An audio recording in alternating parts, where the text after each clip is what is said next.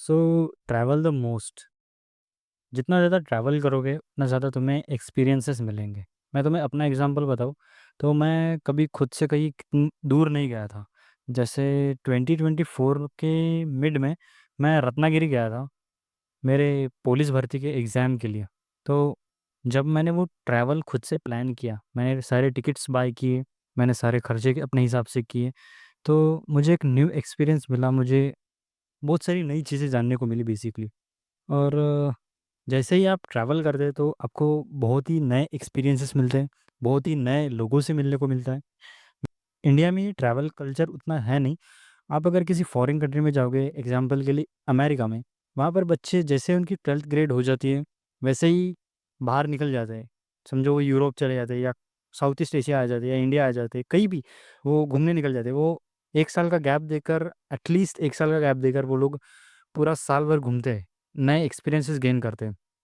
India में travel culture उतना है नहीं, लेकिन मेरे ख्याल से हम सभी इंडियंस को ट्रैवल करना चाहिए। अगर आप देखो जितने भी महान लोग हुए हैं, जैसे अलेक्जेंडर हो गए, चाणक्य हो गए, या और भी कई एग्जांपल्स आप ले सकते हो या गूगल पर सर्च कर सकते हो। वो सभी ग्रेट तब बने हैं जब जब वो ट्रैवल कर रहे थे। सभी ने कहीं ना कहीं यात्राएं की हैं, तब उन्हें जाकर नए एक्सपीरियंसेस, नए लोग और नए संस्कृतियों के बारे में जानने को मिला है। So, as you travel the most, you get so much knowledge that help you in your future. And India में ट्रैवल करना बहुत ही चीप है।